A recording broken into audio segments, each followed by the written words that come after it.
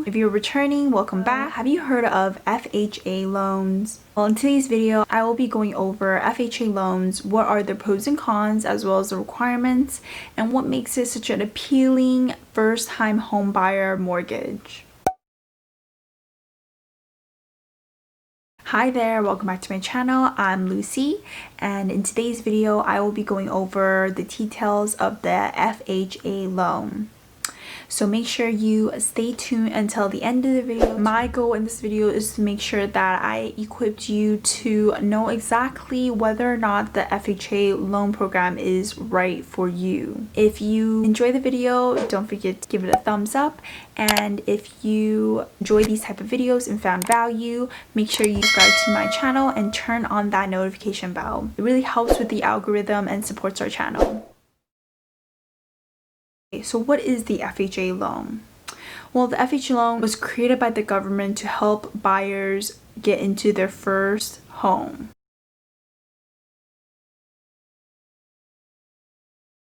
FHA is short for the Federal Housing Administration, and there's definitely quite a few pros and cons to having this loan program. The biggest benefit of this loan is the low down payment requirement. You can do a minimum of 3.5% down payment as long as your credit score is above 580. Now, if your credit score is between 500 and 580, you have to do a 10% down payment. FHA loans compared to conventional loans are a lot less strict in terms of requirements, credit scores. With conventional loans, some of them require a really high credit score that some people may not qualify for, as well as higher income requirements.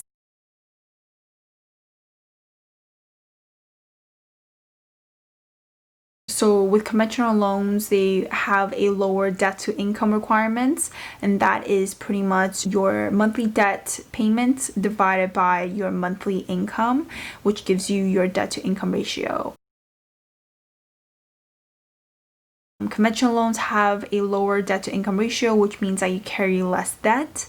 And on the other hand, with FHA loans, you have a higher debt to income limit, and so therefore they're a little more lenient and they're okay with up to 43% debt to income ratio. How much money do you need? Well, what's really good about the FHA loan is that you can receive all of the money for your down payment and closing costs from a gift given to you by a family member.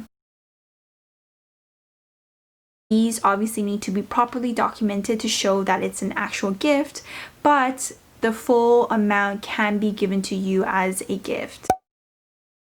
It makes it a really good option because some loan programs do not give you the same benefit, so you would need to potentially come up with the full cost of down payment and closing costs on your own.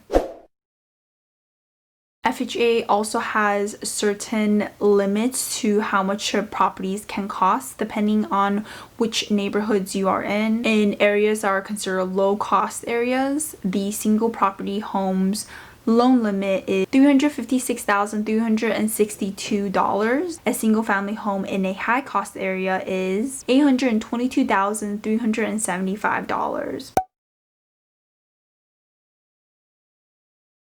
The loan limit goes up based on the property types. Another important thing to know with the FHA loan is that it needs to be a primary residence, which means that you as the owner need to reside on the property as a primary resident. And in order to qualify, the borrower needs to have steady income and proof of employment, which goes with pretty much every other loan.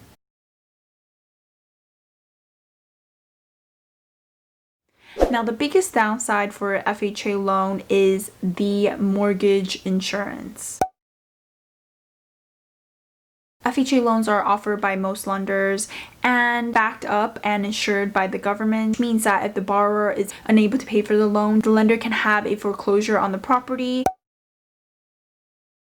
and the government will guarantee the money back to the lender. With the mortgage insurance, it lowers the risk of a lender making a loan out to you. So you can qualify the loan, otherwise you will not be able to. But obviously on the downside is that it will increase the monthly costs. With mortgage insurance, it protects the lender, not you, in the event that you fall behind on your payments. Now, besides you falling behind your payments, this can also affect your credit score and obviously lose your home to foreclosure.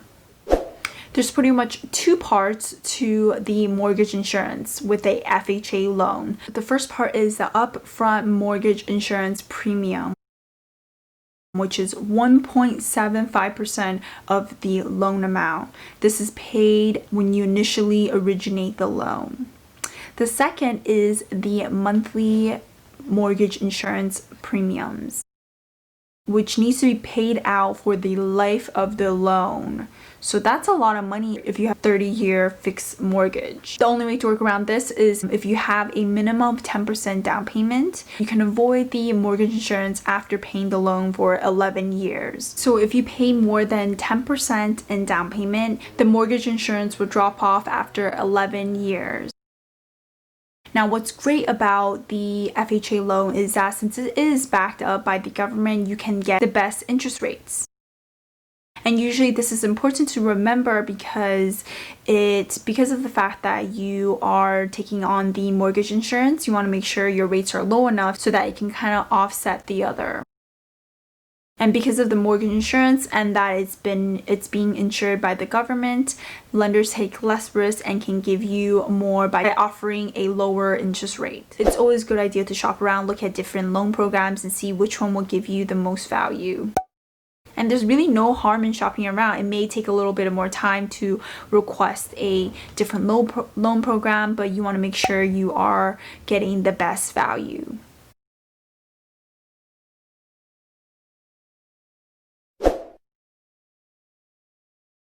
It's a great and easy option to get approved because of how lenient the requirements are. So if you know that your credit score isn't on par with most conventional loans, it is a good idea to check out a FHA loan if you qualify, depending on also the loan limits, and speak with your mortgage lender to see exactly what the benefits are for having a FHA loan and get an exact figure how much money you are paying for the life of the loan. Like I said before, the mortgage insurance does add up, so you want to make sure it makes sense if that is the loan program you want to go with.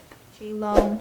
I hope you enjoyed this video on the requirements and the pros and cons for the FHA loan. Leave in the comments below if you have any questions about the FHA loan or if there's anything else you would like me to go over, and give this video a thumbs up if you enjoyed it.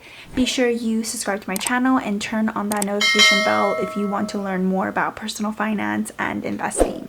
And check out this last video we have up about step-by-step guide into purchasing your first home.